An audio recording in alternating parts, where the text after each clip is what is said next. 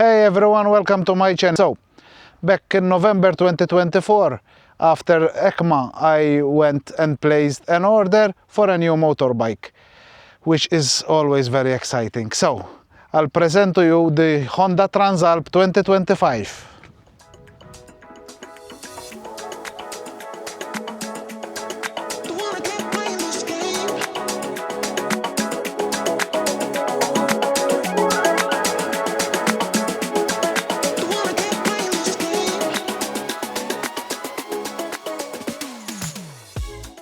So I ordered this Honda Transalp back in November 2024, and being in Malta, I got it delivered in August 2025. Until now I did 830 kilometers. So I'm gonna do the first review on it. If you're interested in this bike, please stick around. The engine is 755cc parallel twin. It delivers an astonishing power of 91 horsepower at 9,500 RPM and torque 75 Newton meters of torque at 7,250 RPM. It's Euro 5 compliant.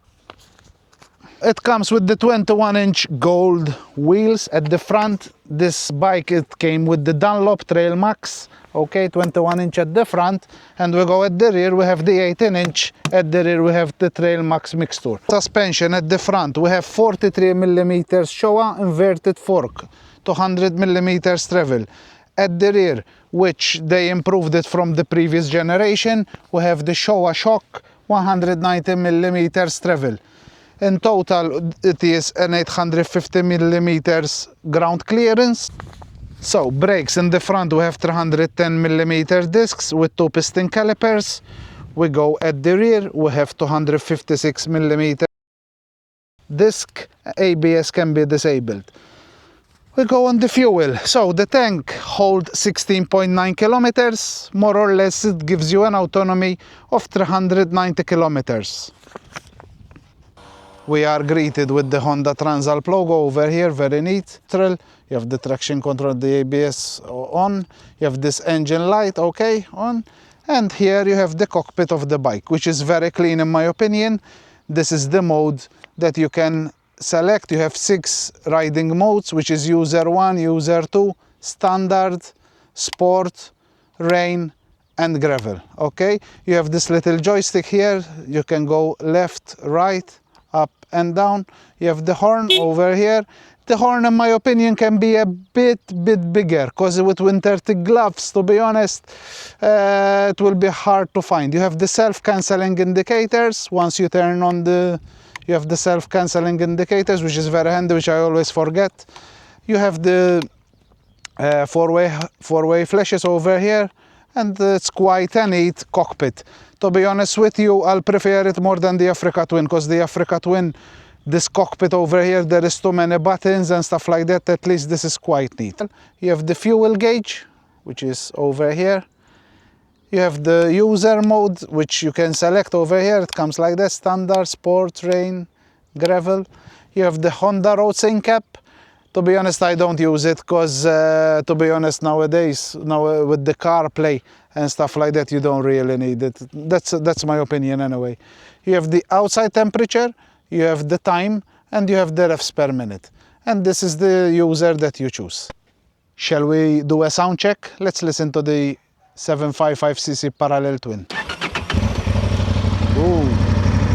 It's quite nice, to be honest with you. The stock exhaust, it makes some bubbles as well, and some pops and stuff like that.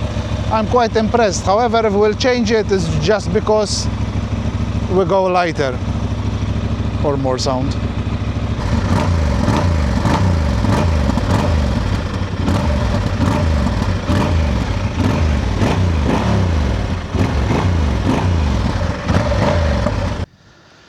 So what's different from the Honda Transalp, the previous generation? So we have the headlight, which is different, which it improved its visibility at night. The last generation, like my brother's, let's say, it wasn't very good visibility at night. These indicators, I quite like them. However, there is people saying that other road users, they might think that you are signaling to go left or right. However, in my opinion, there is much more visibility over here. So from the last year, there was customers complaining about the rear shock. However, they made it a bit better, and I didn't want to crash the bike because I don't have any crash bars. Gold wheels, they go on very well with this little yellow over here. So this bike makes it quite comfortable for the short riders like me. I am 169 centimeters, which we can enter into the ADV market because there is other competitors like the Yamaha Tenere, which is impossible to go on. So the Transalp makes it possible. It's 850 millimeters tall. I am 169 centimeters, okay, and I can have it at the end of my foot. There is another option, which is the low seat option. It will make 20 millimeters the seat lower than it is, so it comes to 830 millimeters. I don't really want to go that path, will impact the ride quality. Now, enough talking, enough specs, let's go for a ride.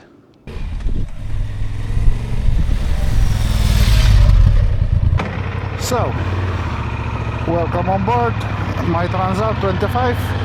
We reached this beautiful spot. Here, stunning. Here I am in the limits of Bahria. As you can see, it's on 4th gear, below 2000 revs per minute, and the bike holds the gear very well. So that's quite an important factor for me, that it holds the gear. These rides here, these country roads are quite nice over here.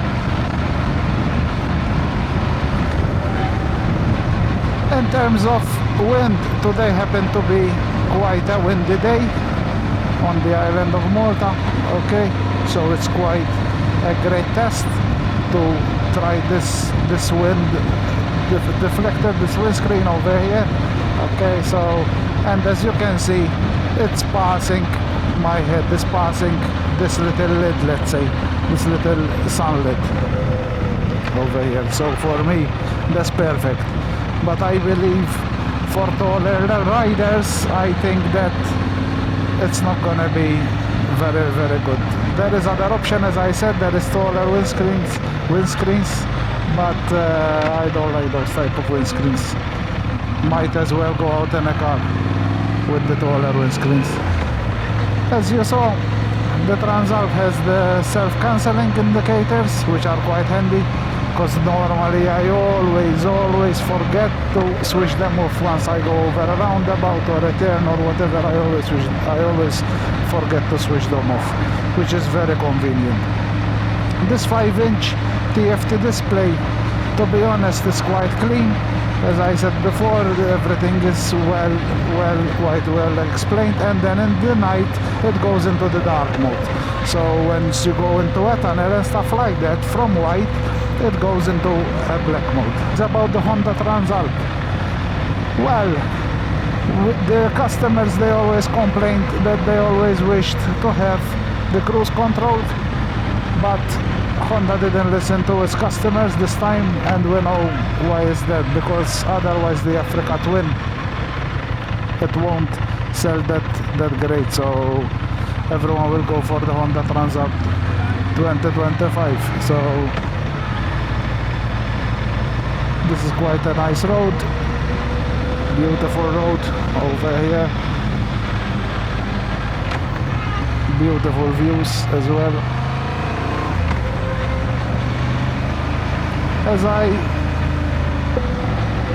The weight of the Honda Transalp 2025, it's around 110 kilograms. The Honda Transalp, it's quite in a nice spot. It's between the Africa Twin and between the NX 500. To those people who wants a bit more power than 500, the 750, I think it's quite a nice engine. This parallel twin, it sounds quite nice as well. So we are on normal mode over here, and as soon as you change into sport mode, the bike changes behavior. So in terms of vibrations, how is the Transalp in terms of vibrations? The vibrations are good, handlebars are quite comfortable, there is no vibrations. However, Once you go over the 4000 RPM, you can feel a bit of vibration in the right pack. Nothing too serious, nothing that it will annoy you, but it's there too. In terms of from the tank, the wind, it's hugging me exactly. It's passing over here, so I'm not feeling any wind in my legs either. The heat from the engine obviously is quite windy. I cannot speak about that, so I cannot say because I'm not feeling it. We'll see it in the hot time of the summer how it is, how it behaves. So let's see how it behaves, this parallel twin, when you push it a bit. So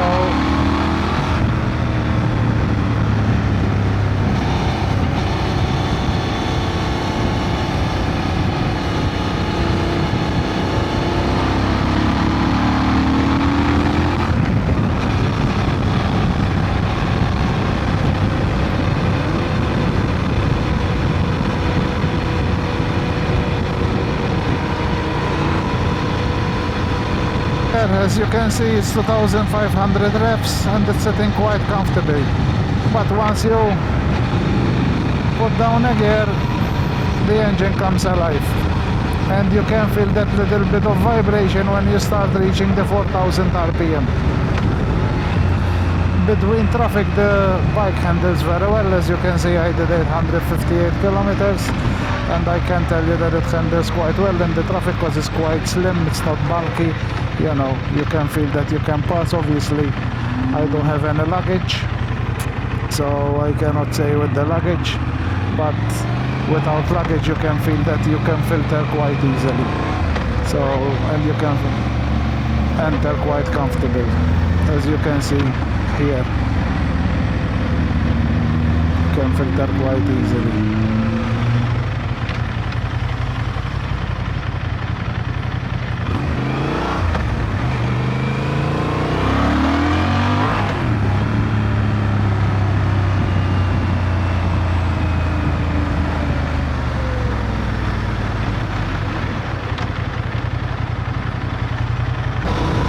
So let's see how the Transalp handles the corners. So, but there is in forums lots of people, they said that there is lots of road sensitivity, so they don't feel that they are with a 21 inch. That's my opinion as well. I already tried it, obviously. As you can see, I did 862 kilometers, and I can tell you that it doesn't, you don't expect it that it's 21 inch. And it's quite comfortable. So, as you can see, the parallel twin picks up quite easily, and it's quite easy to maneuver, so it's quite light. Fourth gear, 2500 RPM, easy.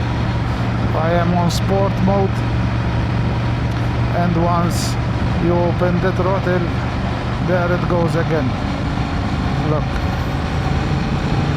very easy, look.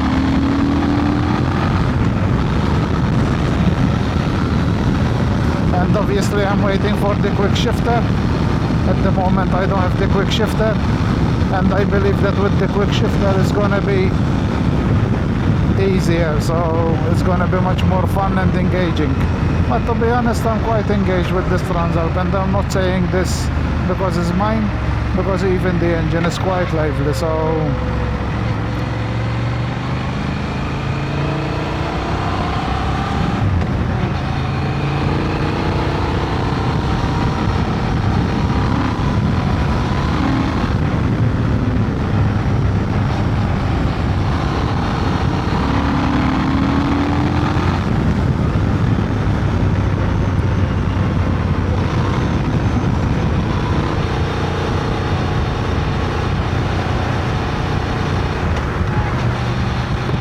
the change of direction on this bike is quite good.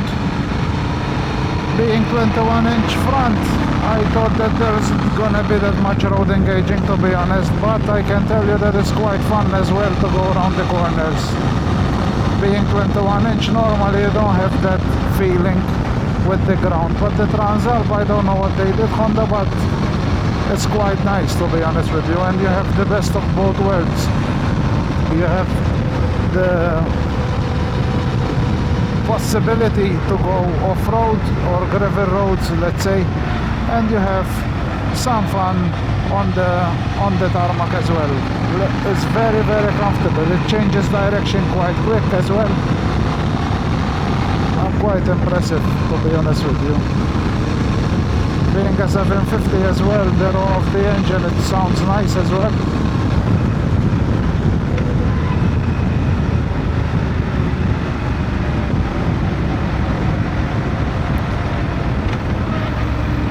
So this is our famous coast road in Malta.